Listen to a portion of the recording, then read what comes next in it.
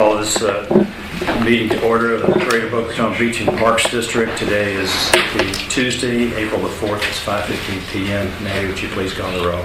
Commissioner Ernst? Here. Commissioner Engel? Here. Commissioner Rollins? Here. Commissioner Vogelsang? Here. Commissioner Wright? Here.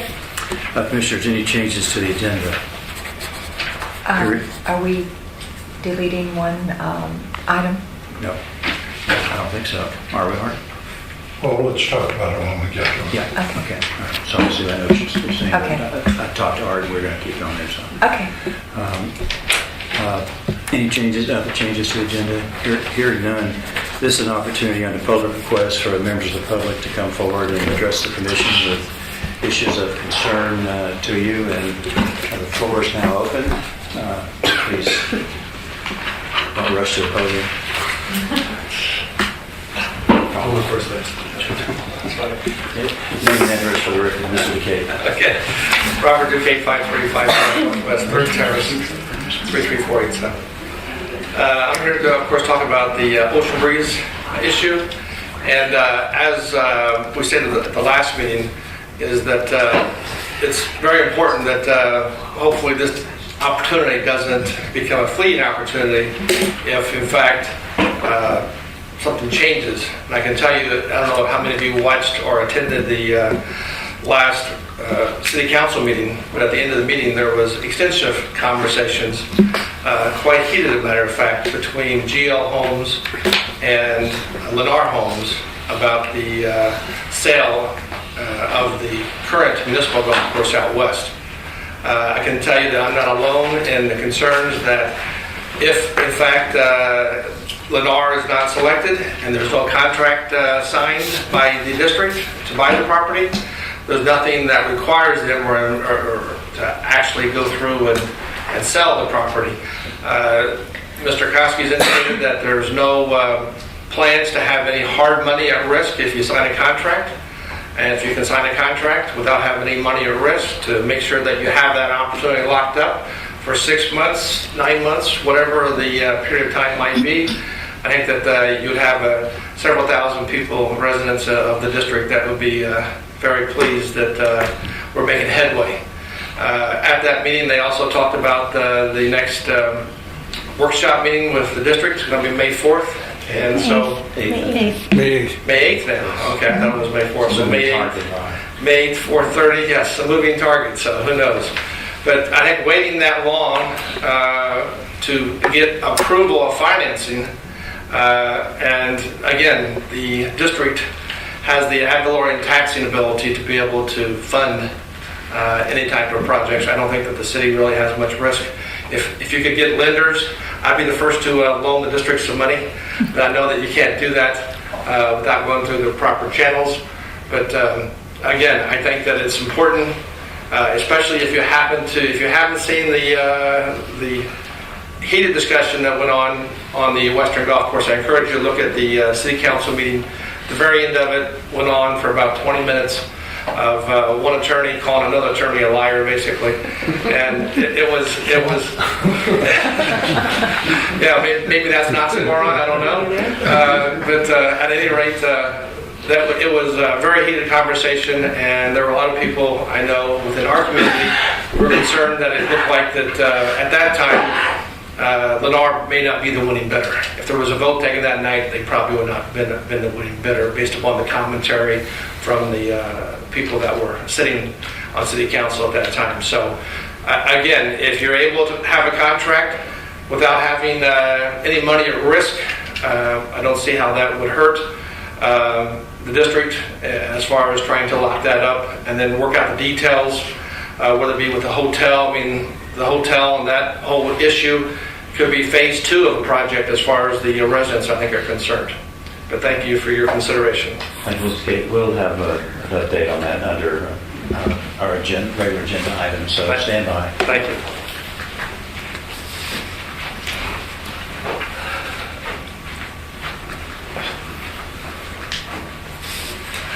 Harold Chaffee, 6200 Northwest 2nd Avenue, 120.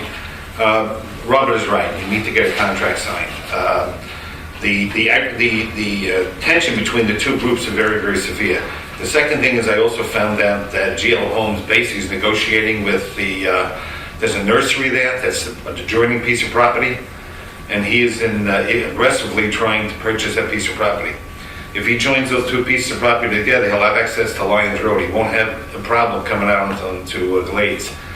So GL Homes is not going to go away. And that, like I said, at the council meeting, it looked like they were going to pick GL Homes. And I don't know about sour grapes, but Lenore's not going to go home with an empty bag. So I would definitely get some kind of a contract in writing. Because I don't trust them. At the city council meeting, did they decide on a date on when they were going to go ahead and have a vote? As far as I know, they did not. No. It's going to be after we make our presentation. They did not say how long afterwards, but they wanted us to come in and make a presentation first. Hello all, Steve Finver, 787 Havana Drive. I'm here to represent Boca Just Lacrosse.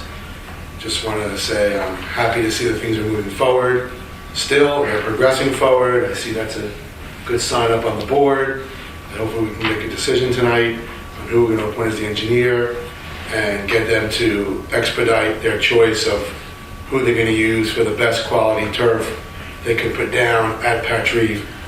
And hopefully we can get the breaking ground by July, if not before, so there won't be too much inconvenience for the football guys. Get it in, ready to go, and we all could have a great park to play on without ever having to close it down, except for lightning. And that is something that we're all in the sports community have dreamed about. So thank you again. I hope it continues forward, and I look forward to the decisions that come forth here. Thank you, Mr.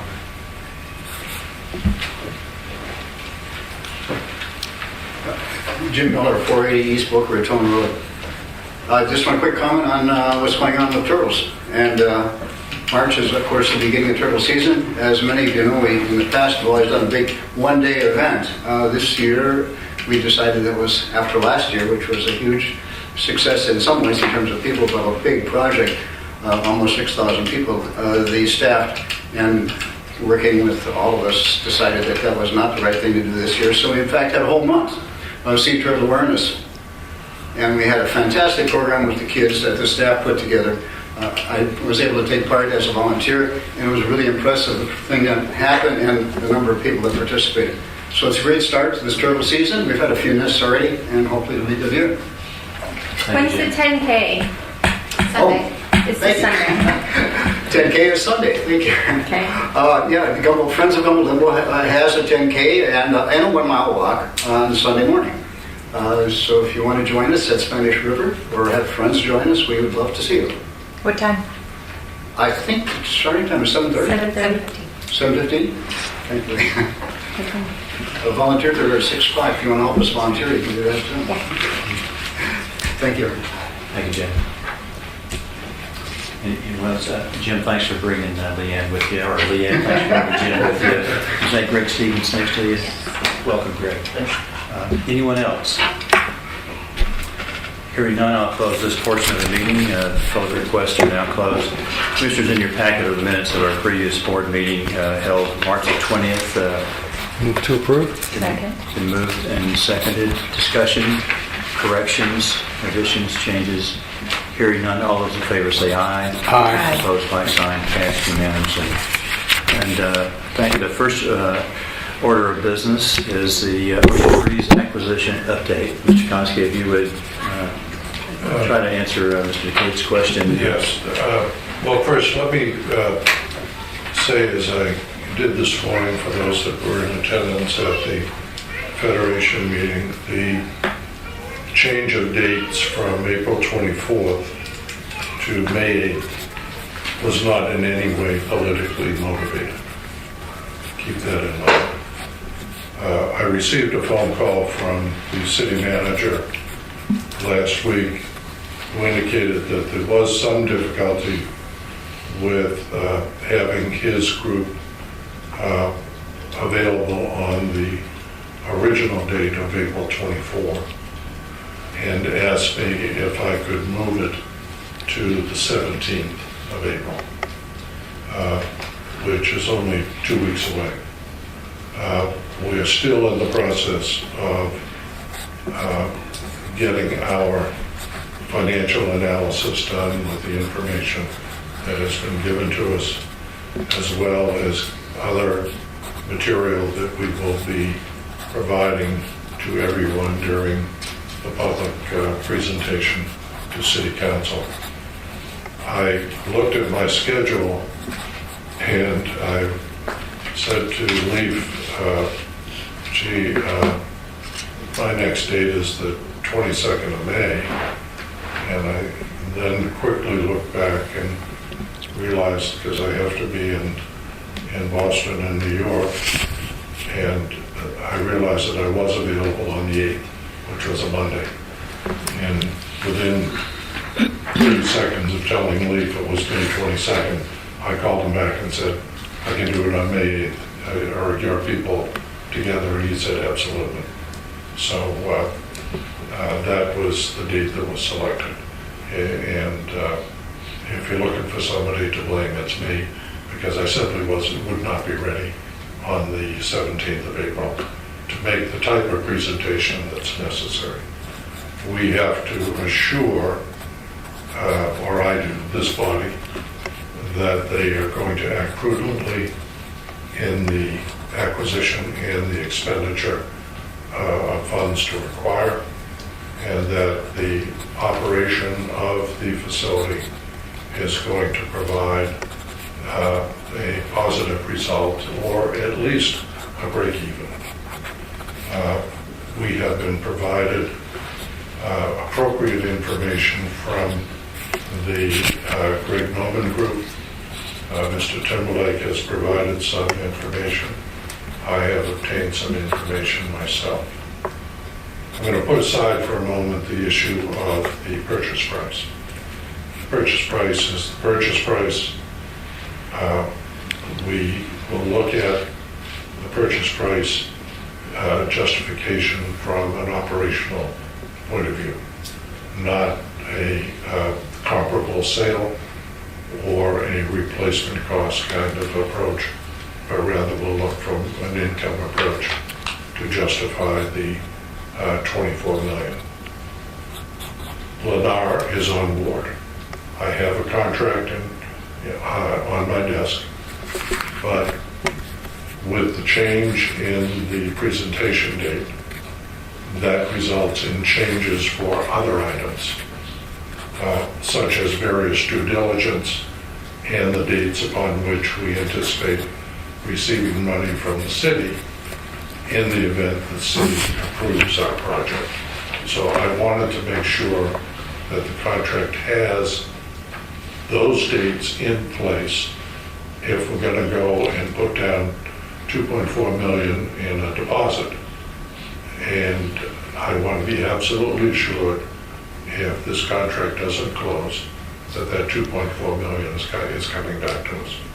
So one of the conditions is that if we do not physically receive the money from the city, then that money that we have put up as a deposit will be returned to this district. So I have to know the date upon which we're going to receive the money. And in order to know that date, I have to know the date that they're going to approve it, and then how long it's going to take for bond counsel to take a look at it.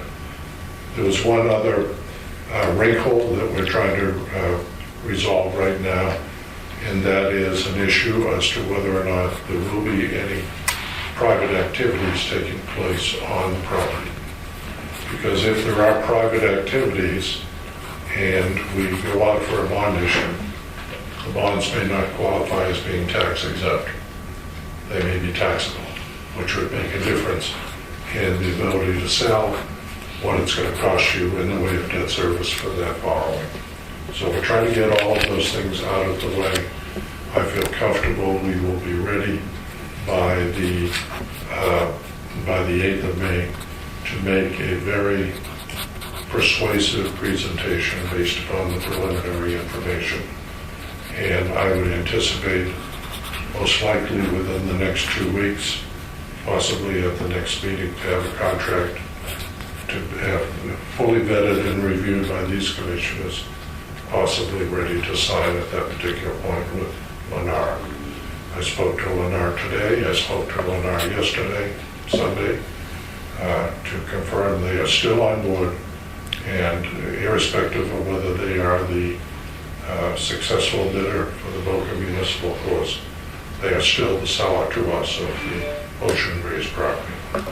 I have spoken to hotel people, and we are investigating now what we believe will be the number of rooms that we can get in a hotel.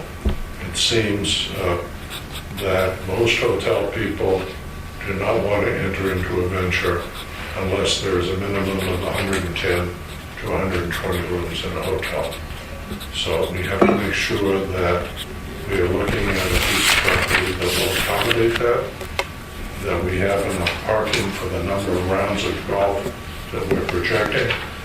And as I said this morning to the audience, determining the financial aspects of the golf course is very simple. It's X times Y equals A. X is the number of rounds, Y is the green fee that you charge for the round, and Z is the total revenue that you're going to have. So we have a large number of facilities throughout the United States, and what we're trying to determine, are we able to get the number of rounds that the city course has, which is approximately 50,000? Can we increase that to the 100,000 that is being experienced out at Osprey Point? We've looked at other municipal courses. Pompano is down around 35,000. So we have to project a reasonable number of rounds. We have to look at cost per round because it's very important. This is not the Ritz-Carlton in Orlando where it's $250 to play 18 holes. This has to be affordable for the people of Boca Raton, people of the district. So we're looking at what we think those numbers can be to get us a revenue, and then we have to examine the expense factors to make sure that once we have the revenue and we put the expense factors underneath it, that it comes out with a positive number. And so that's what we're doing. We will be ready on May 8th, and I'm still confident that we're going to make this deal. Okay. So that's where we are. Art, on your advice, we're waiting to sign that letter. I understand the anxiousness of the residents, the company around that area, but I think you're suggesting we're being prudent from a timeline standpoint to make sure we have the dates in line before we sign that contract. We have to put it, if there's a condition that we are able to walk if we don't get funding from the city, it has to be a date on it. It can't be an infinite date. It's got to be specified, and we've talked to the city about how long that will be. It may very well be a 6-month period of time, 120 days, 150 days after the city approval before we're able to realize the proceeds of a bond issue. So we want to make absolutely certain that that number is something that all parties can live with. And that is based upon my conversation with Lennar Manufacturer and them agreeing to the contract that they have provided. So that's pretty much where we stand. We'll give you an update every week, and I can start for the commissioners providing you with a draft of the contract with some of these dates left blank, so you can generally see what's happening. Okay. Any questions, Craig? Couple things, I guess. Let's start with, the big meeting. The big takeaway from the meeting that I wasn't out there, so what I heard was there was concerns about the purchase price and the ability for financing, and so we're coming away with more detail. On the purchase price, it's clear that Boca Chica they benefit significantly because they would get hopefully a nice golf course, but I think the community benefits, and that's why we're all doing this. and I assume that there's no opportunity to reduce the purchase price itself. I'm not going to say there's, Maybe let's not. not use never as. I agree with you 100%, not my vocabulary. The second part of it, though, is more important to me, is that given the bond issue, given other things, and I'm going to come to the financing separately, is that there is probably some opportunity, if you want to speed this thing up, there's a rights restriction that we are currently have that is 27 holes forever golf. And if that restriction was somehow eased like it was for the prior landholder, yes, we're a public entity and our intent is to use it for public purposes, but it is restrictive. And as a result of that, that is why the appraised values that everyone look at are much lower. And if you had to just operate it as a plain golf course, it failed before, and it's questionable if it would go forward by itself. So I think the opportunity is really more for a change of some of these rights with the Boca Raton homeowners. And I don't know how, it's hard to mobilize homeowners, I understand that, but that is a real opportunity because it affects the financing, which is, and I'll lead to that part of it. And help me out if I'm wrong, I'm just going from what I read and what I understand of it. The opportunities for financing this whole transaction is, let's say it's 24 million, I am not in favor of a low-class golf course. It needs to be more than a couple million in it.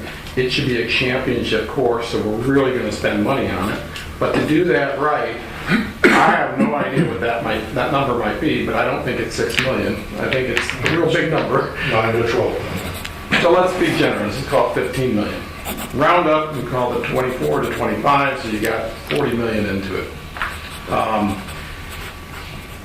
You have three options. One is the district fronts, don't need 40 million right away, but you need 24 million, or you get financing from Lennar, which is always viable. I mean, they Cannot do that. They don't want to offer it. They're big. No, we can't do that. We can't do it. Okay, fine. So we can't do it. So, and we don't have 24 million in the bank, or we do? We do not.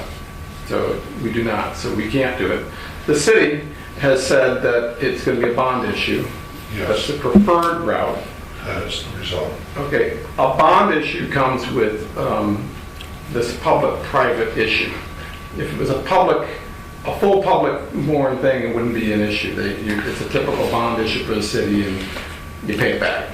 We've discussed that, and if I may, the private aspect of the private activity aspect of the entire site would be the hotel site.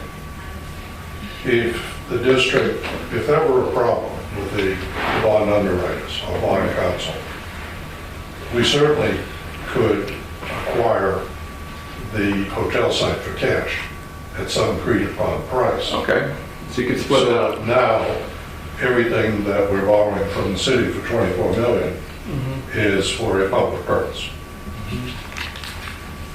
So there is that ability to do that. Okay. And the city manager and I have discussed that.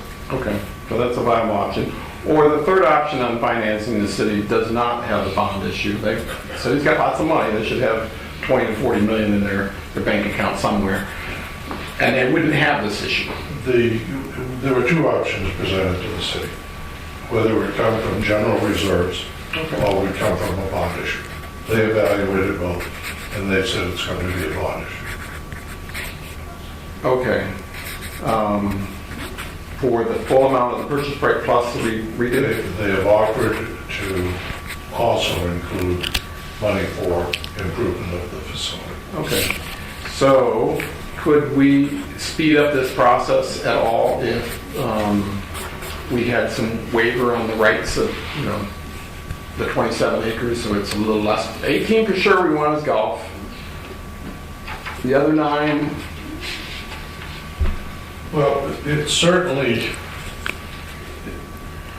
what the city is looking for, as we are, is that we are prudent with the money. That we're not buying something for which we are not receiving appropriate value. Right.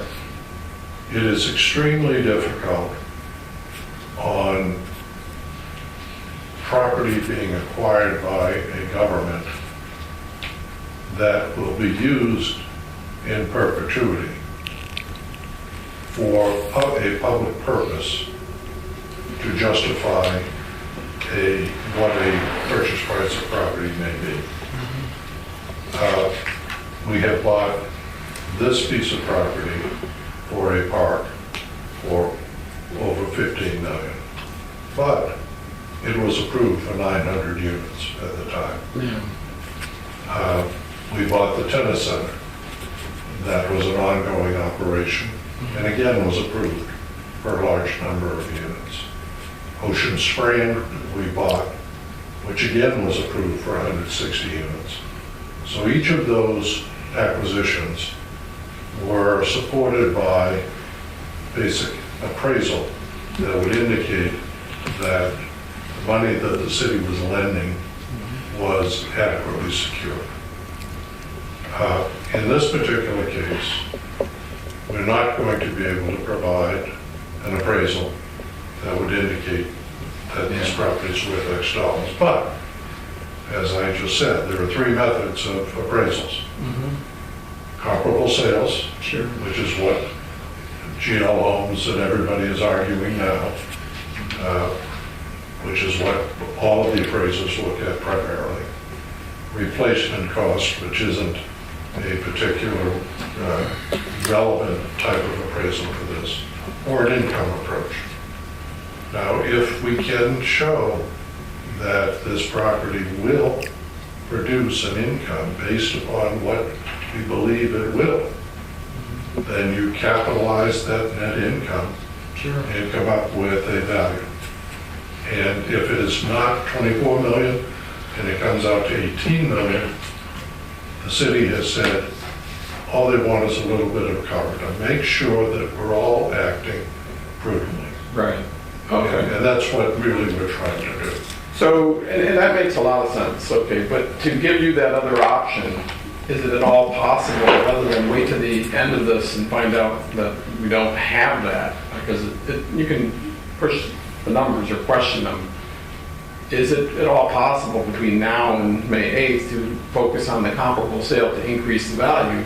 Well, you would have to do that by having the restrictions released by the Boca Raton. Yeah. And have the city indicate that under normal circumstance, that property could be utilized for X number of units. Sure. To justify that. Now, you wouldn't want to do that simply for the purpose of trying to convince a bond issuer to give you that money. It has to be reality. Right. And so I'm not quite sure that the Boca Raton residents would be willing to, quote, take that chance. I don't know. But we take that chance if we go forward and they don't do it. It's not, it is us and the city. Sure. Because if I don't give the city in this presentation a comfort level that their money is going to be returned by us, Yeah. and I don't give you a comfort level that you're acting prudently, then there's no way we're going forward with this deal. It's as simple as that. Thank you, Art. Just so I'm clear about this, this is a 27-hole golf course, right? It's a full-size 27-hole golf course. Okay, and the hotel site is a separate division that would be carved out of that if... They are necessary. separate parcels and have separate zonings. Okay, thank you. Any other questions for Art? Yeah, just as a point of reference, the hotel that could be built on that property would be in excess of 100 rooms, am I correct? We are investigating that right now to assure that that will be the case, because that's where you get the interest from hoteliers to come in and build a hotel. Minimum 110, I'd like to see 120 rooms. Art, thank you. Thank you. The next item on the agenda is a Gumbo Limbo pump and piping system and boardwalk updates in Brienne. The pumps and piping, they received all the RFPs last week, so they're going to have their first committee meeting tomorrow and to review those submissions. And the boardwalks is also still in an early phase. they haven't gone out to bid yet for the boardwalk phase 2. Okay, do they know when they're going to go out to bids? Not, I don't know, Leanne, do you know? I don't. Yeah, I don't think they're clear yet on Okay, all right. We'll stay after it. I know the public is interested, and so are we, since it's our money that'll pay for that. I know once they select, for the pump and piping, once they select their firm, we should get a better timeline on that. Okay. All right, that sounds good. Any questions? Yeah, what's the holdup as far as putting it out to bid? It's a city project, that's a good question. I'll ask if somebody has some details that they want to reveal. Okay, It's procurement of the design firm to design the pipe and piping system. well, I'm talking about the boardwalk, which nothing has been done. The boardwalks, when the city took it back over, my understanding is that they were going to not use do a different, somebody else was going to have to design it instead of Miller Lake, who had it designed already. So it kind of went back to square one.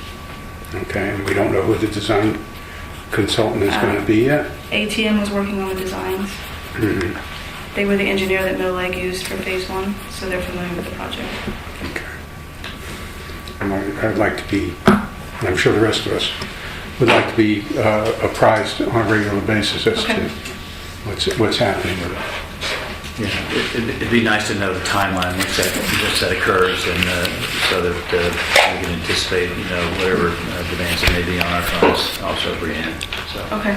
okay, thank you. Any other questions on that? Next item is the Patch Reef Park artificial surface proposals, and over the weekend, I trust everybody received copies of their binders. We have submittals from Kimley Horn, Stantec, Motry Company, and Calvin Giardino and Associates. And Art, would you just run through the qualifying selection factors? We are, as a public agency, are required to select a professional of the qualifications and expertise as we have before us through a process known as the Consultants Competitive Negotiation Act. It's Chapter 287.055 of the Florida statutes. The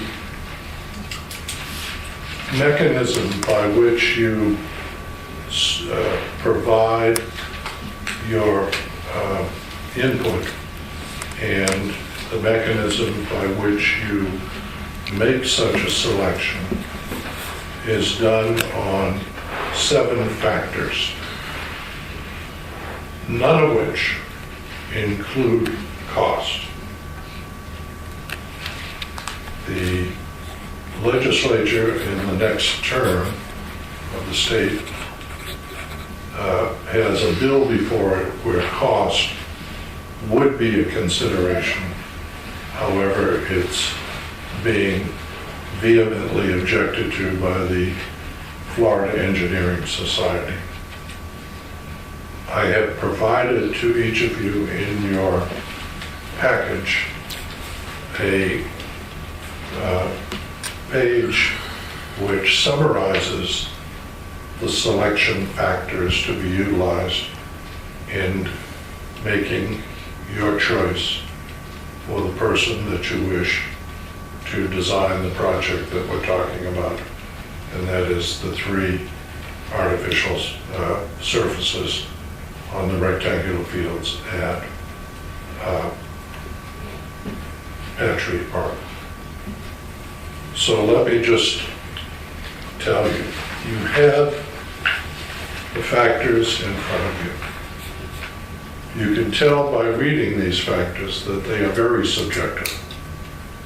The courts recognize that they are very subjective and will not set aside your choice if you have simply considered all of these factors in your decision. Now, there are a number of ways that we can physically make the choice.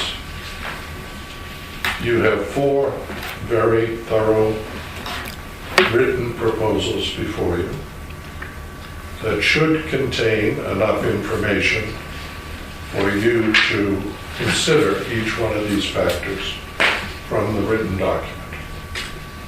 So it is possible that you could this evening, based upon just the submission of the proposals, well within the Florida statute, make a selection based upon what you have been given to you by each one of the four.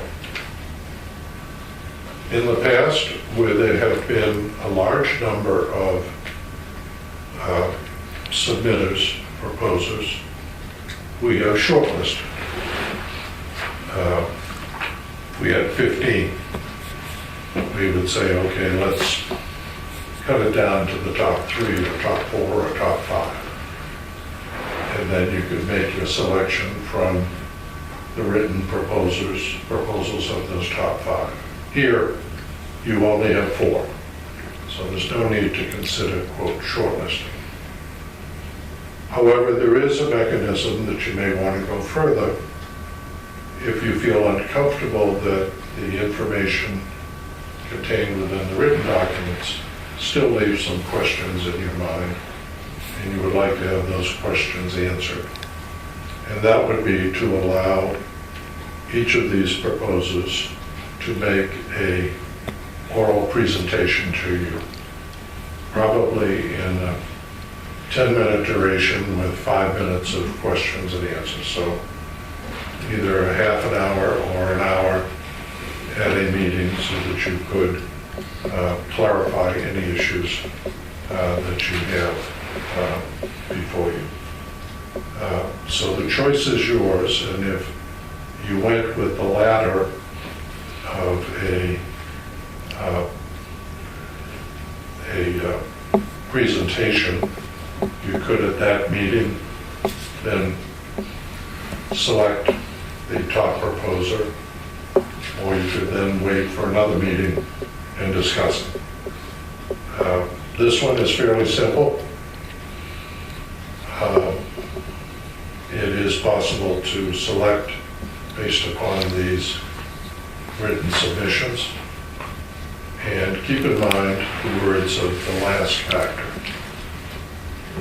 And that is that this does not violate the principle of selection of the most highly qualified firms. You want the most highly qualified firm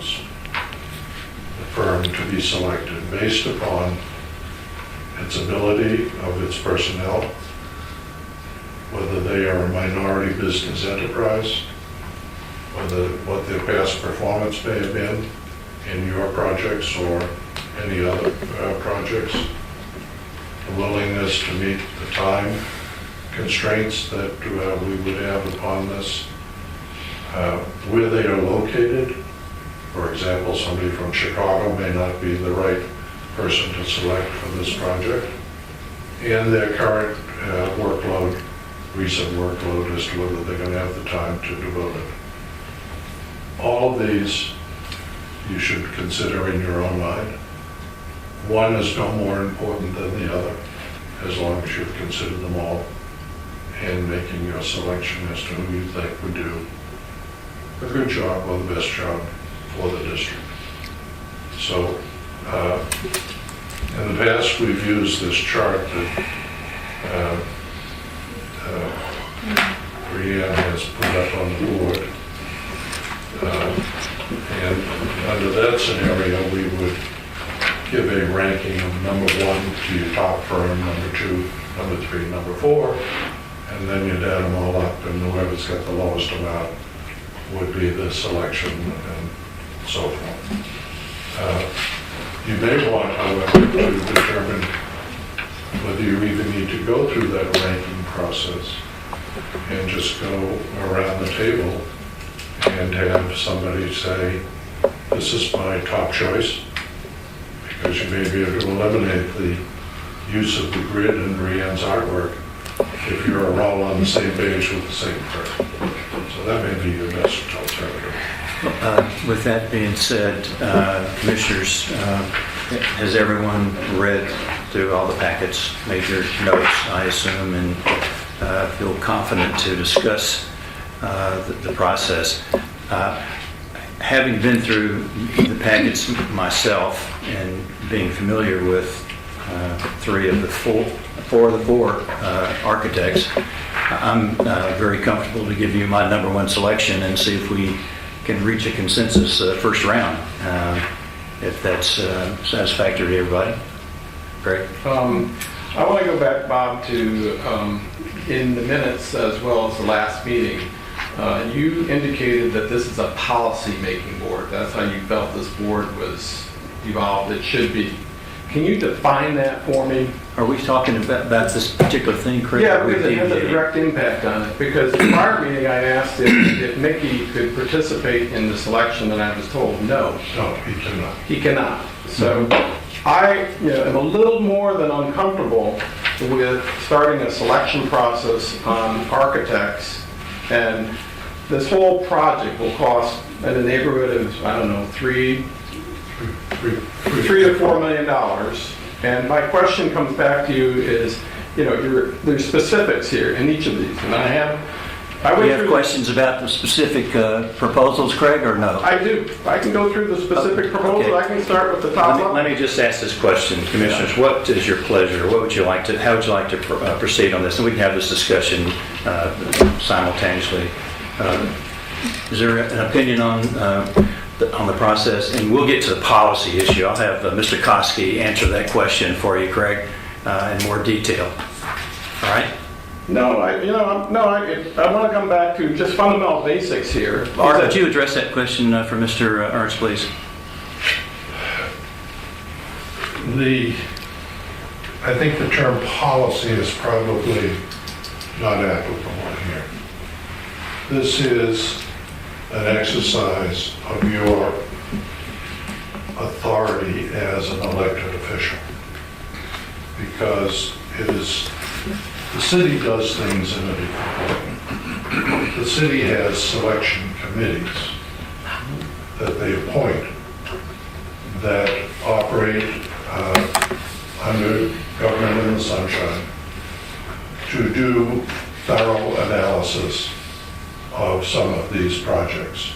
And that committee then comes up with a list and a recommendation presented to City Council, and City Council then makes the ultimate decision.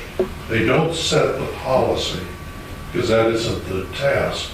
What they do is make the selection of the individual, including, not necessarily have to take what their selection committee may have said, but they also are bound by acting under the same Competitive Negotiation Act. It's like you hiring an individual, and the state government is telling you that when you hire this list of people, architects, engineers, etc., this is how you go about doing it. That's the hiring process. It is not a policy of what you're going to build. You've already decided that. Yeah, I understand that. Yeah. But this is your guideline as to what you follow as you proceed to select someone to carry out your desire to have this project designed and built.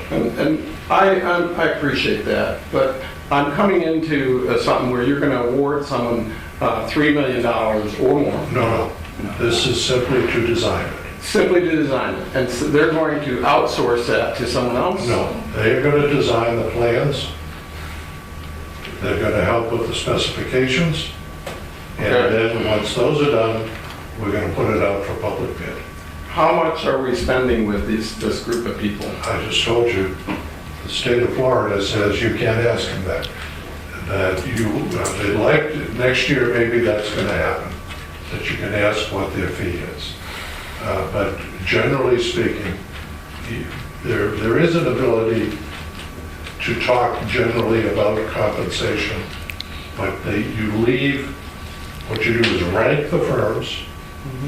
For example, you rank firm number 1, and they say, oh, I love to design. The design cost is $2 million.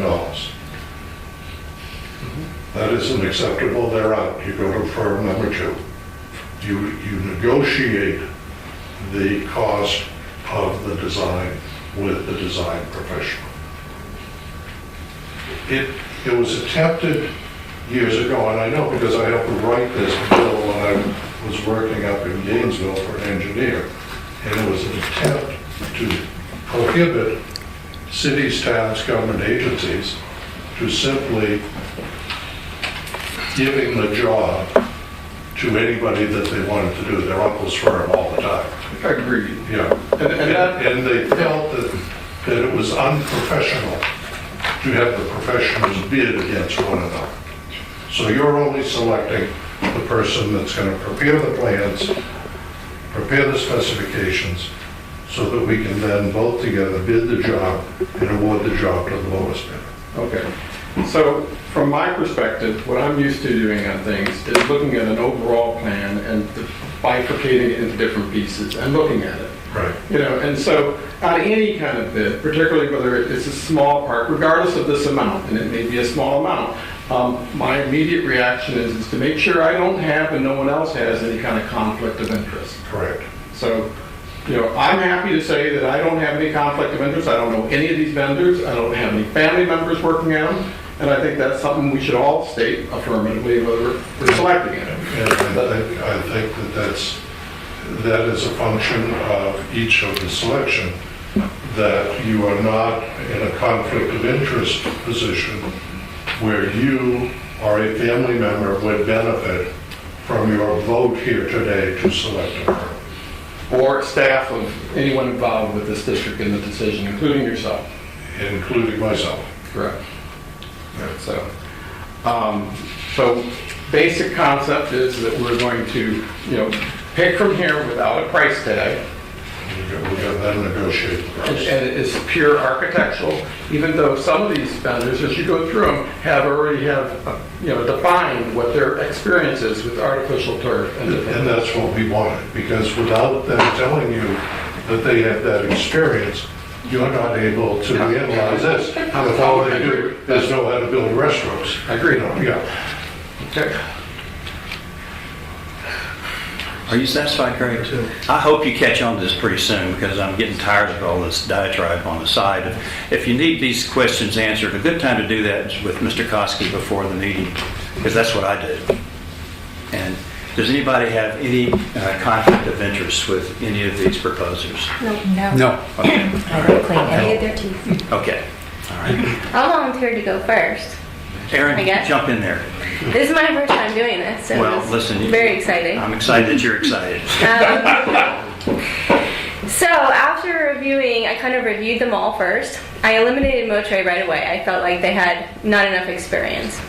And then what I did was, within each of the categories that are listed, I went through, after analyzing each one more specifically, I ranked them 1 to 5 in each of their different categories. And then I basically added those up, and they got their total sums. So my number 3 was Kimley Horn. It got an 18 in my ranking. It was missing the workload information, didn't have anything on estimated workload, and it also didn't have any information on minority. So those categories basically got 0. I felt like they were super experienced. The lead, they had a specific playing field lead designer who had like 25 years of experience in doing turf in different areas of the United States. So I like that. The company was FTE, but they also didn't have those different categories listed, so I don't know if they can come up with those, but they were my lowest ranking. And I also did call a couple of the references for each of the things too, and they all got glowing reviews from everybody that I called. So that didn't help. The one thing I did like about Kimley Horn was they did specify that they have a quality and cost control, a specific quality control manager that is listed on their organizational chart. I thought I liked that about them. My second ranking was Calvin Giordano. I felt like they had also very highly qualified project manager and people working on it, all over 10 years experience. The project manager specifically had two and a half years of defined experience specifically with turf. They had minority, not Calvin Giordano, but a sub, the engineer. So they got points for that. And they had 5 specific projects that had turf involved in it. They didn't state much on time and budget. Obviously, they can't state anything on budget. Time was kind of vague. Their location was good. It was Fort Lauderdale, and their workload was about 70% for almost all their people. There was no organizational chart, which I kind of didn't like. I wanted to see like who was where and under where. But what I liked about their projects was they seemed very similar to what we were doing, which I felt like gave them kind of a step up in what we were looking for. I did speak to a guy from Davie, the city of Davie, and he gave me some information on the type of turf that they chose. They chose the crumb rubber over the organic, which Weston chose the organic. He said that organic, you have to keep moist and water the organic, which I was a little confused about. So we still have to have irrigation with the organic. What we're going to do is utilize the person that we're going to choose to answer those questions for us. Because they are the professionals. And he was talking about like with huge rainstorms, the organic particles, they tend to float with the rain when there's major rainstorms, and then they get into the drainage and could possibly cause issues. And I know we were talking about going with organic, but that was a whole separate thing. But he had a lot of information. I told him that I might give you his information to call him and talk to him. And he said the guy from Weston had a ton of information too. So that was that. And then my highest ranking was Stantec. Although they're a large firm, I really like that the project manager is a Boca resident and extremely familiar with Patrice. And they're in Deerfield, which is really close by if we needed anything ASAP with meetings, things like that. He seemed like he was all in, and especially the company seemed like when they talked about timeline and budget, they were willing to get it done in our timeline and in our budget, no matter what. That's what I got the feeling from their report. They had no minority backing, which so they didn't get points for that. But their workload, also their project manager was willing to commit or able to commit 50% of his time to the project, which was good. But also their civil engineers didn't have as much of experience. I think one of them had about 2 years experience out of college. But they also described a proactive approach to permitting. So they begin their permitting prior to completing the drawing documents, which I liked, which would speed it along. So that was my... Aaron, congratulations. That's the most thorough first reading we've had in a long time. You did your homework. Yes. Congratulations. I'm suitably impressed. Okay, good. Oh, one more thing. I read one project, obviously it was City of Fort Lauderdale. They have a sustainability department specifically. And when they did one of their projects, I forget which one it was, maybe Mills Pond, maybe something else. They emphasized sustainability, and they made sure that there was drainage solutions that were really innovative in terms of sustainability. So, and then permeable pavers were done, but I don't think we're doing pavers or anything like that. The engineer will evaluate whether we do need any additional drainage over what exists out there now. Okay, and then native landscaping, of course, but if that's necessary. But I hope that it can be incorporated into whatever we do for the project. Good job. And that's it. Sue, ladies first. I'm just totally impressed. Thanks. Although I don't agree with all of what your selections for different reasons. Brianne, you can put my last selection is Motre, please. Then Kimley Horn. Then Stantec. And then Calvin Giordino. We've used Stantec in the past, and I was just so impressed with Calvin Giordino that I would really like to see us use them.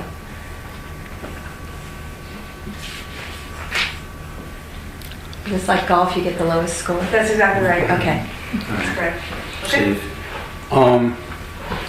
I got to tell you, I'm almost embarrassed. Okay, that's how good a job you did. Well, thanks.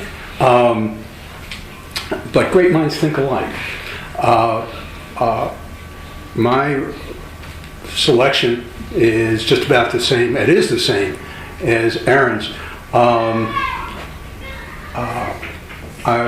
We have dealt with Motre. I'm not satisfied with the level of work.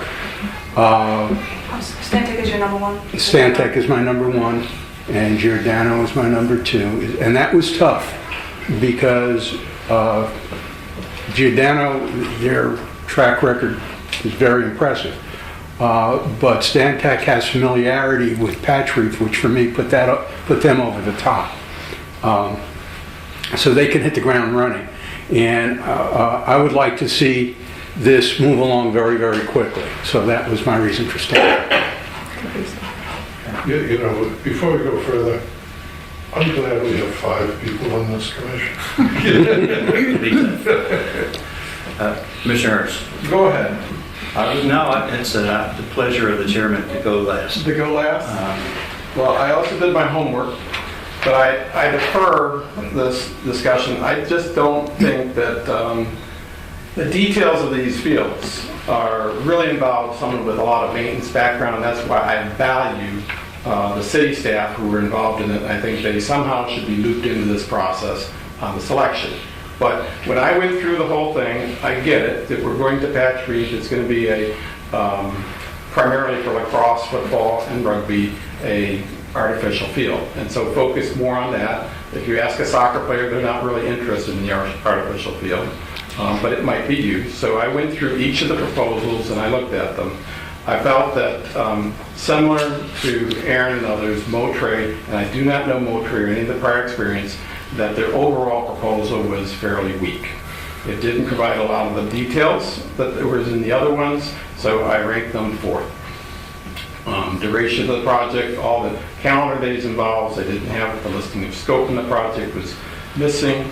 I just was not comfortable with any of the items in there. Going on to Kimley Horn. Kimley Horn had a lot going on. There are 80 projects. They seem to be, they're 10 miles from Sugar Sand, definitely have experience. And the key here is to have someone who knows drainage. So drainage is going to be a big factor from what I've read and all this stuff. They've done some things, but I put them also in the third category. So it came back to the two that looked the most qualified in picking of things was Stantec and CGA, I guess it is. They only, when you look at Stantec, a couple things. They've got very big names on there. They're very big. They mentioned the Kendall soccer field. As I recall, and that was, when that was done, the Kendall soccer field had to be redone. As a coach, I recall them having to put it in and they took it all out. So they didn't really address that. I think that was the vendor who did it. I don't know what the logic there was. When was that done? 2008, 2010, somewhere in there. So anyway, I had some hesitation with them, but they're certainly the biggest one. They did tell you that they were going to do it in 7.5 weeks, 52 calendar days. They did not say they had any experience with artificial turf cooling issues. And I think that's going to be a tough thing that we have to address, is the cooling issue on artificial turf. So going to the last one. So, I'm sorry, CG&A is your second? They would be, CG&A is kind of a tie. I think you need to talk to those two, either Stantec or CG&A. My top two were super close in ranking. Yeah. I mean, I like CG&A. They seemed very qualified. They had very specific duration of the project. They were very, they stated how they're experiencing artificial turf cooling, which I thought was very valuable, and they outlined that. They had personal bandwidth level, seemed like it had a high availability, which is good, because you're looking at who's going to put the time into the project, and so that I valued that they outlined that in their proposal. So just so I'm clear, which one is you valued, Stantec number 1? I would be leaning, it's a tie. It really is a tie. That's up to the chair here. Flip a coin. I would defer, again, I come back to, I don't like making this kind of decision on a technical thing that I believe you need to have someone who's heavily involved in the maintenance, give you a better feel for it, because we're designing something. Well, don't forget, but who we pick is also going to go back and do a survey and come back and have discussions with the team and all that kind of stuff. So at that point, then they can discuss it with, once they do the survey. It's They your need to do the function survey. as a commissioner to make that choice. You originally said that Stantec was your top. I'd go with CGNA as number 1. Number If 1? you're going to force them, then that's number 1.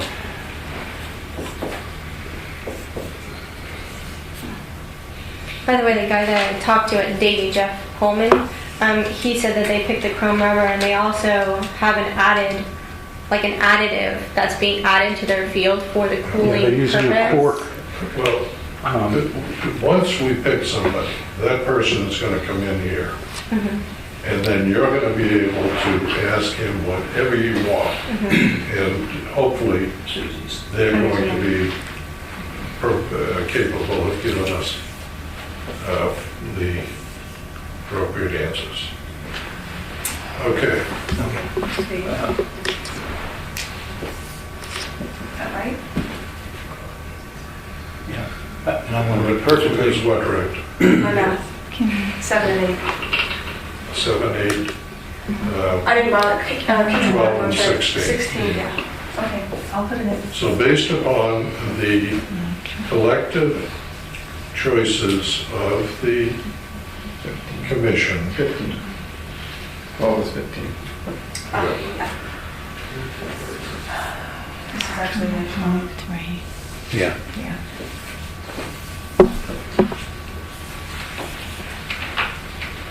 then the number 1 selection, as indicated, based on this ranking system, which is historically the way we've done it, to give everybody an input, is Calvin Giordano.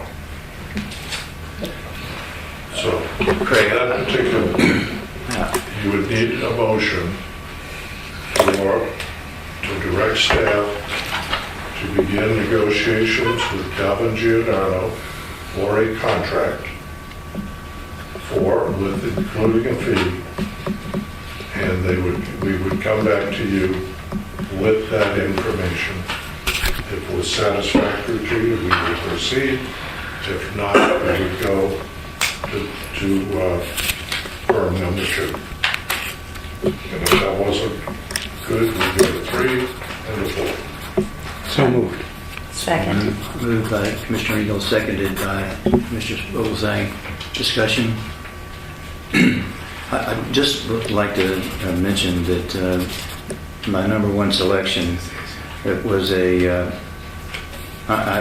have prior knowledge of this facility down there because I haven't been down to Weston. I have not met with the contractor, have no relationship with the contractor, but I like the work that was being done down there, and I know that the city likes the work that they're doing. But the work is not being done by Calvin Giordano. In Weston, yes, I think so. They're doing their own construction. Okay, well, they were the architect, I'm sorry. They were the architect for the facility down there, and with the experienced staff that they had, that was the factor that pushed me over there. I agree with Craig that it was a tough discussion, both between Stantec and Calvin Giordano. There's a motion on the floor and seconded. All those in favor say aye. Aye. Opposed?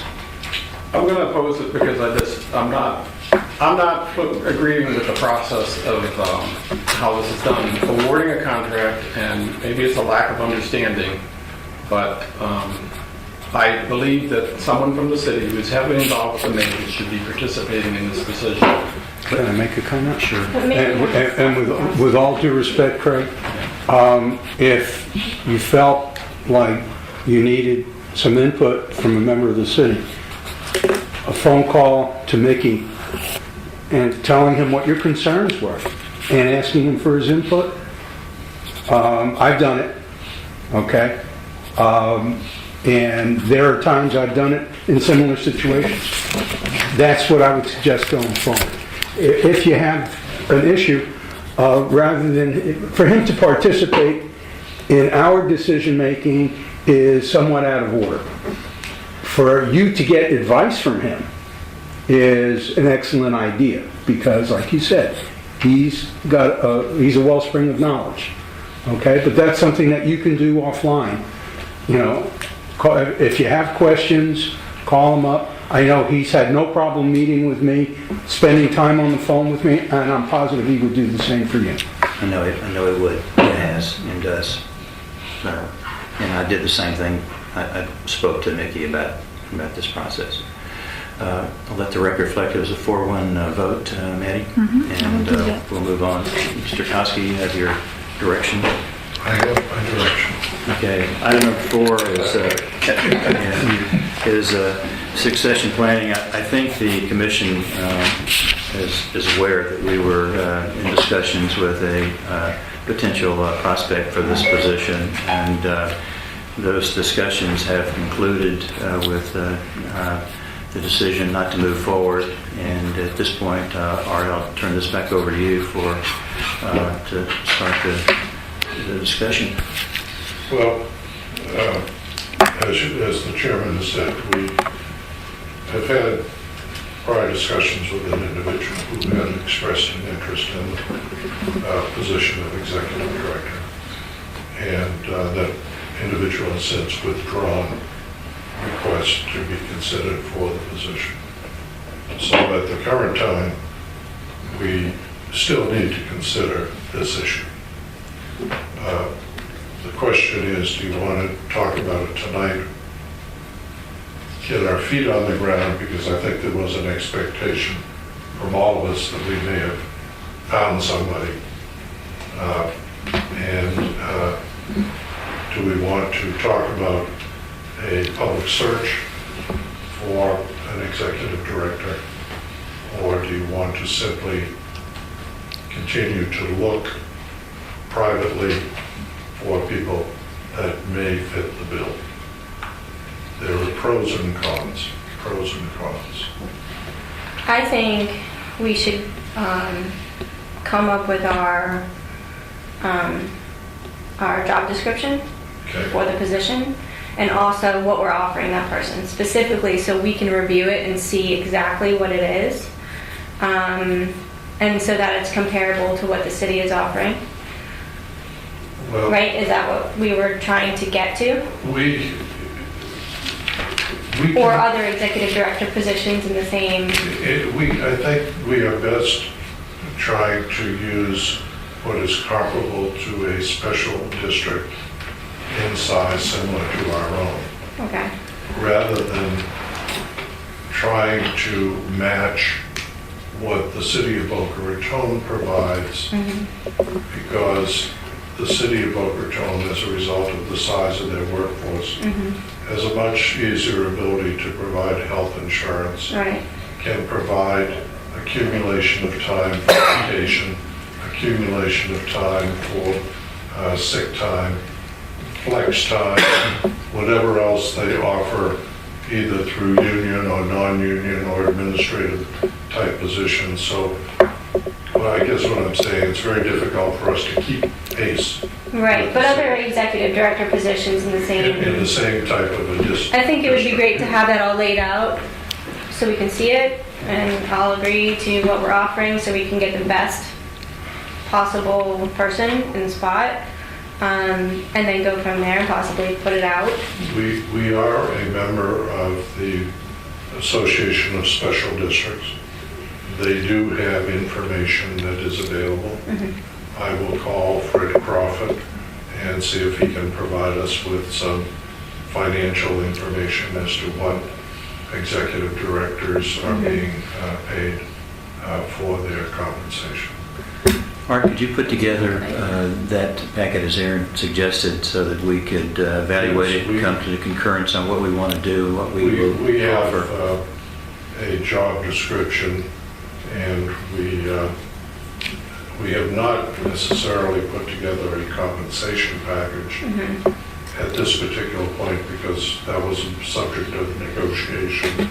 Right, but maybe we should develop one so that once, so that we could put it out there and then once Absolutely. somebody's chosen, then negotiate from there. Absolutely. Yeah. Do that. Okay. Everybody in pretty much agreement? I think that's a smart approach to go, Aaron, to get that laid out so that we all know what road we're traveling on and how we're going to get there, and having the fully vetted job description, and we can take it to the next level of the benefit package if we need to outline some of the criteria. That's exactly right, and I think the Florida Association of Special Districts would be extremely helpful because we're all governed by the same laws, the special districts. And so we can, and if we go out with a package, it would be nice to get somebody who has prior experience with a special district, who understands the preparation of the facilities reports, et cetera, Right. things that we have to do that the Right. city does not do. Right. Okay, thanks, Aaron. Any other additions, changes, suggestions? Sue? If we were to do a search, what kind of a timeline would we be looking at? Totally up to you. We could set the boundaries. If we So- don't find somebody in that timeline, you're still willing to take on your duties? I'm not, I serve at your pleasure. Thank If you. you tell me to leave today, I'm leaving today. Don't you dare. I told him it was a life sentence. Yes, it is. Doomed. But I think it's healthy. There is a need for a secession package, and this is the proper approach. The next item is waterfront plan discussion. Brian, you were at the meeting, and Sure was. I'm assuming that you would like to kick off that discussion. I'll bring it to say, I don't know how many folks were in attendance there. It could have been, Aaron, what would you guess, 70, Yeah, 60? about. Somewhere in that neighborhood. And the format was a roundtable discussion, and the spokesman at each table gave their concepts of what they were looking for, like family settings, a townhome feel, or a small town feel. It's FEEL, in case my southern accent missed that one up. And then at the conclusion of those discussion, there were photographs that were on the board, and people of different park settings that you could select from: passive parks, canoeing, kayaking, and others. And you just put your green sticker on there, and I'm sure what they're going to do is take those concepts with the most green stickers, and there were no red stickers to indicate what you didn't want. So they were, if you liked it, you put a green sticker on there. And you can fill in the blanks if I missed anything else, Brianne. I think that was the gist of it. There was a small portion at the end where they allowed some question and answers. I felt overall it's in the very infancy stages. They're just kind of collecting data and finding out, I guess, more about what the residents want specifically. Yeah, I guess, I was expecting a larger crowd. It's such an important issue for the community to tie the waterfront plans together, and I guess they also have a website to put up where you can go on, I think, and log in with your comments, and I hope more people do just that, and I hope when they have the rollout of this that they have more folks there in a larger venue, because it's too important to let a small group. Yes, Aaron. Well, I was just going to say, Scott Singer did a similar thing for the Wildflower, and there were a lot of people there. So, and I heard that they haven't reached out to him to get his data or anything like that. So I hope that they will, because it's very similar. I think more people were at that one because that was such a controversial piece of land. But when they hear like a specific name to something, I think it attracts people more than just comprehensive water. Like a lot of people probably have no idea what that is. So, I mean, a lot of, anti-development people were there because they're well aware of what's going on after the elections and everything. But I just hope they try to get more information from what he did and all that kind of stuff. And like she said, it's early on, so. I would really have been happier if they had involved us a little bit more. And as the second park that they put up was Ocean Strand, and I think they're trying to make some decisions for us without asking us. Yeah, well, I expressed that comment to Art, the same sentiment, that I hope that before it's rolled out, that we have an opportunity to have some input, since we'd be the financing partner in that project. And I know it'll be something passive, but it's as the gentleman running the meeting said, it was incredibly exciting piece of property, a beachfront and intercoastal property to have a blank canvas on to work with. One thing that stood out for me was well, there are a couple of things that stood out. One of them was the exclusion of the Red Reef Golf Course. I don't know, it specifically is not a piece of waterfront property, but there have been suggestions floated previously about having a floating dock so that boats could come up and dock, and the passengers get out, play golf, get back on the boat. I think they did include it though, the parking, the west Yeah, well, side. they showed the parking. Connected. Yeah, they showed the Yeah. parking, but they really didn't talk about it. Also, what Susie said about including us, I felt like if we weren't there, if members of the commission weren't there, we would have had no voice at all. And also, considering it was in its infancy, I saw a lot of presuppositions. For example, the idea of putting a boat ramp at Lake Wyman. I think they mentioned boat ramps in a lot of different places. They talked Yeah, about they it, mentioned Ocean it, Strand, right. Well, Wyman said it's in the planning stages. Yeah, it's already in the planning stages, and the city had come to us and said, well, would you participate? And we kind of said, well, we've got enough on our plate, but there were other concerns we had too.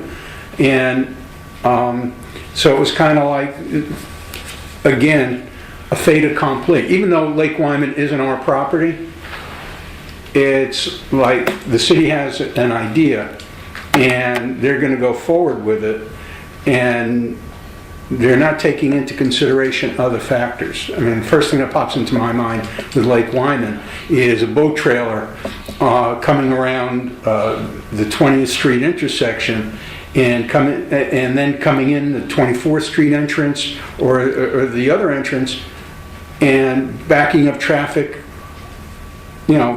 forever. I think the city needs to get that intersection fixed before it can contemplate having oversized vehicles enter the park facilities. But that's a whole other thing. But I would have liked, overall, I would have liked to have been able to contribute more input before the fact, rather than say, well, okay, we're having a town hall, and we'd like you guys to be there. If you're not, if you're there, great. Yeah. And this is, I think, a problem that's endemic in our relationship with the city. We don't have to be, if they don't want to consider us as equals, that's fine. Just ask us for our opinion, and if they like our opinion, great, go with it. If they don't like our opinion, that's also okay. Don't go with it. We weren't contacted when I don't know, were you contacted when they walked the Ocean Strand? Yeah, Art, if you don't mind, I think it was a good start, and I don't want to be negative at it, but just to have a discussion or email Jennifer to keep us in touch with what's going on with Ocean Breeze, so we're not the last ones to know. I think we have I'm to sorry, Ocean Strand. that we own Ocean Strand. Right. That no one else can make a decision as to what to do. Well, that's with what it was stated on the presentation, that these are city-owned properties. We weren't mentioned at all. But then again, I was surprised that Ocean Stand was even included in it. I was happy. I was like, oh, there it is. Yay. Yeah, well, I think it's a good thing for us to have those conversations. I know we go back to the point that Craig was talking about opening the park up in some way to get some utilization. I think maybe there's some ideas that may come out of this that may help us facilitate an earlier opening than we had planned on. But I think that, as everyone's said, I thought we should have been involved in early on since it is our property. And hopefully, if you get that message to Jennifer, knowing the personality, I'm sure she would be more than happy to participate.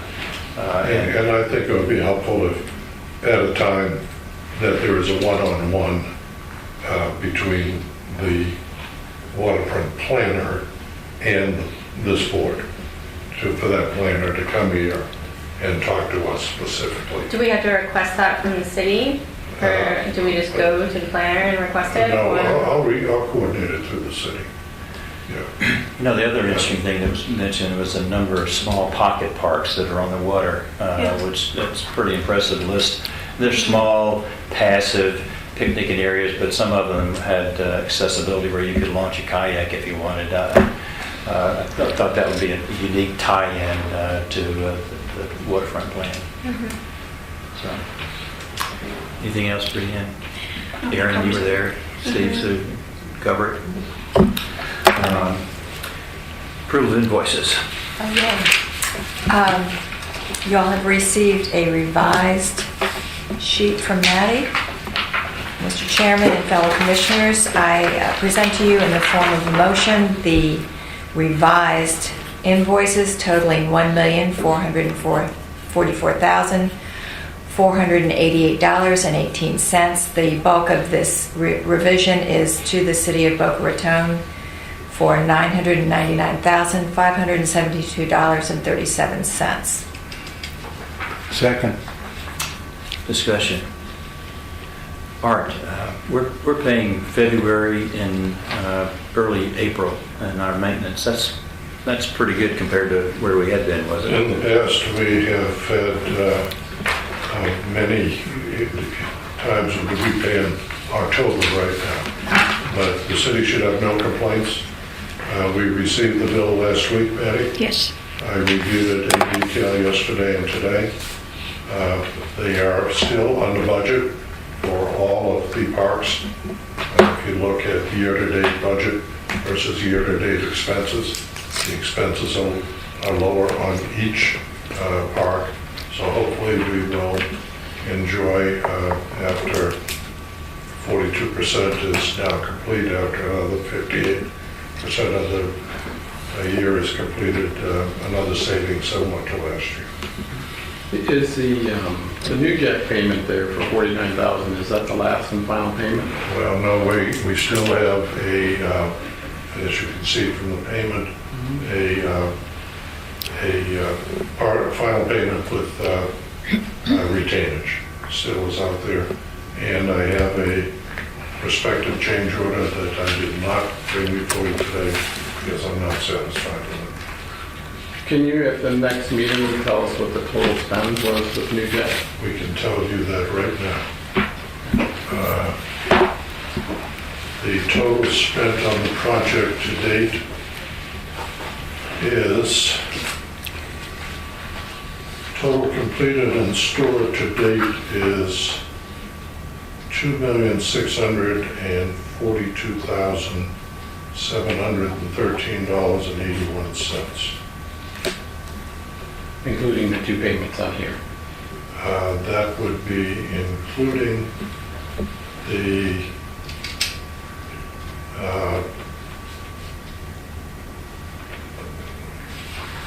amount of that payment is... There's one for $49,086 and the other one is $347. It's okay. No, that does not include the 49.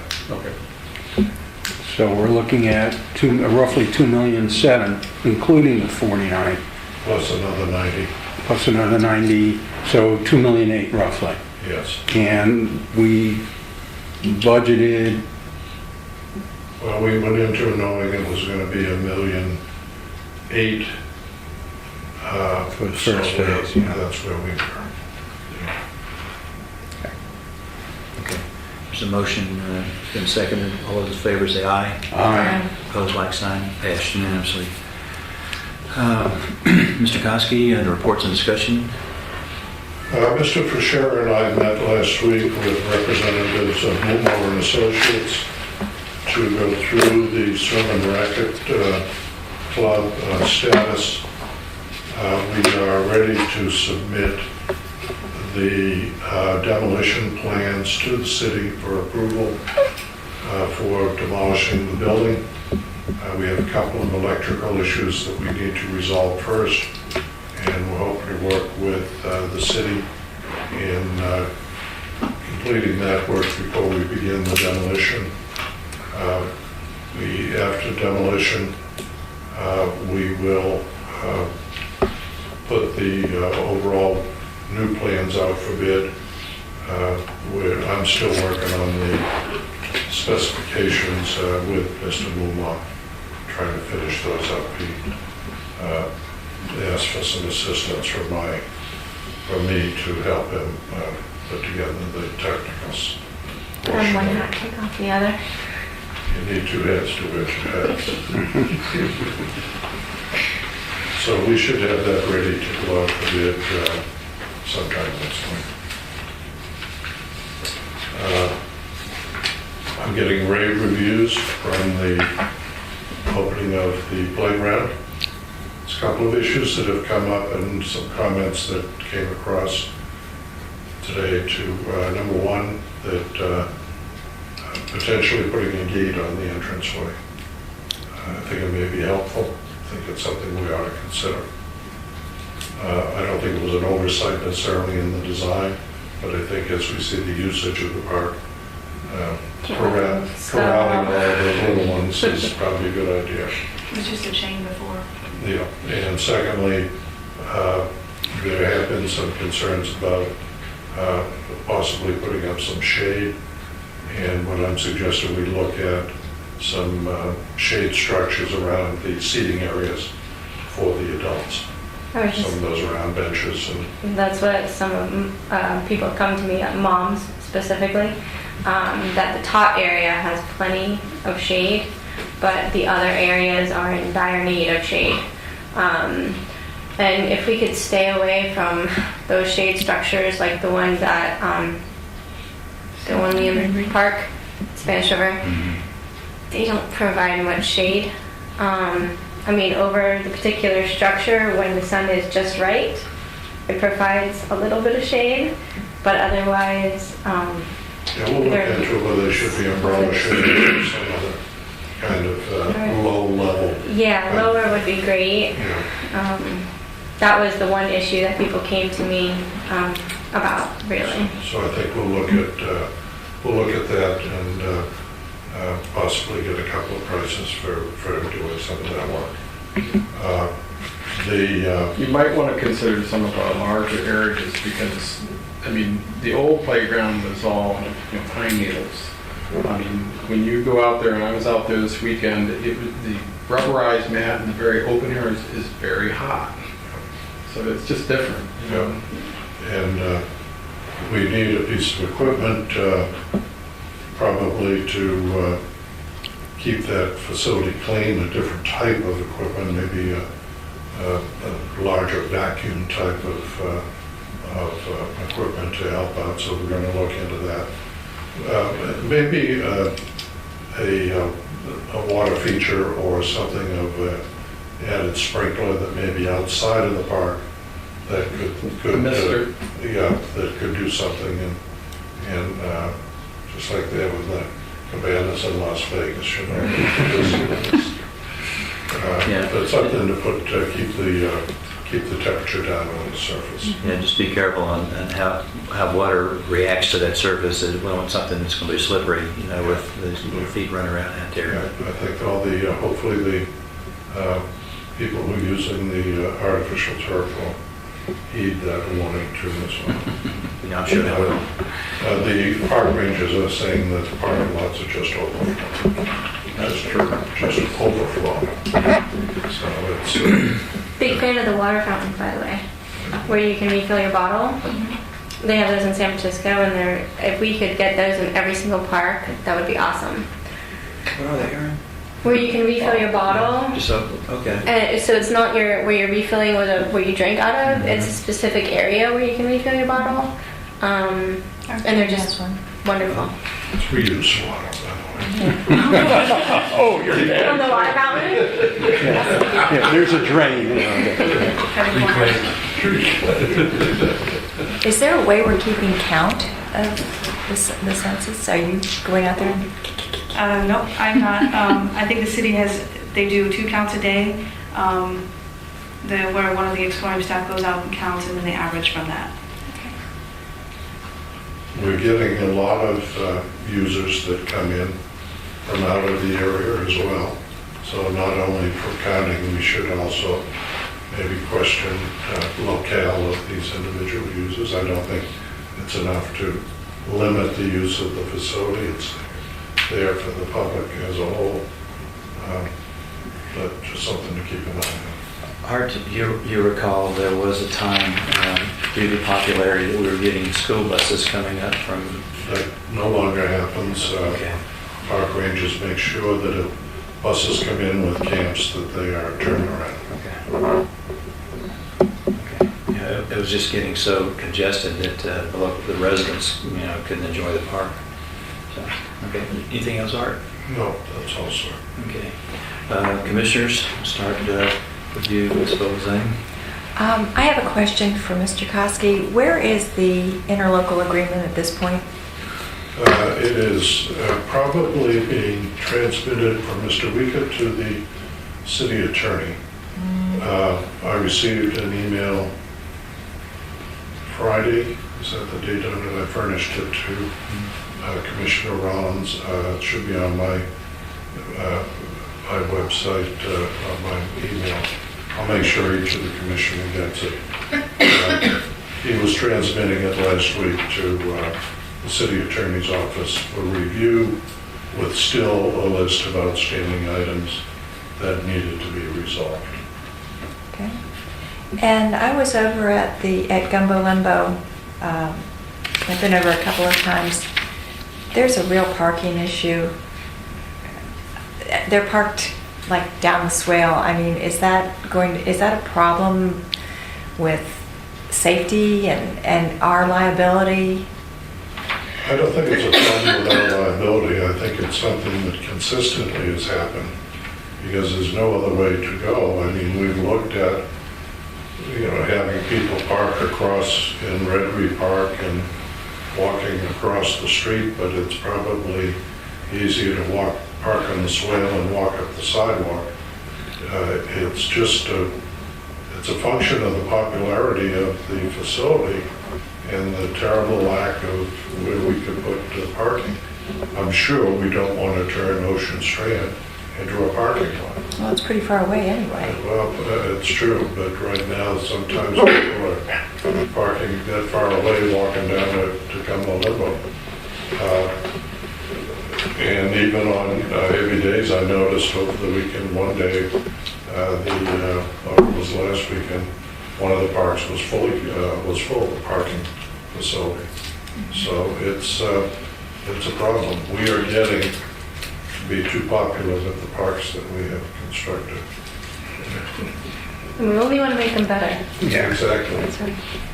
Anything else? That's all. Thanks. A couple of things. Did anything ever come of that FP&L solar project? I have, part of their contract was that they wanted to have easements on the property. They're reviewing that right now. They requested a meeting, but I've not been since, and I don't know if that's something that they're willing to negotiate, so they're reviewing that with their legal team and waiting to hear back. And also, something that was said at the fact-finding last night about restaurants. I'm not a fan of having a restaurant. They mentioned an eco-friendly restaurant at Ocean Strand. I'm not a fan of having a permanent structure such as that at Ocean Strand. But the thought did occur to me about having food trucks, specifically at Red Reef, where, say on a weekend, a specific day or days for a specific number of hours.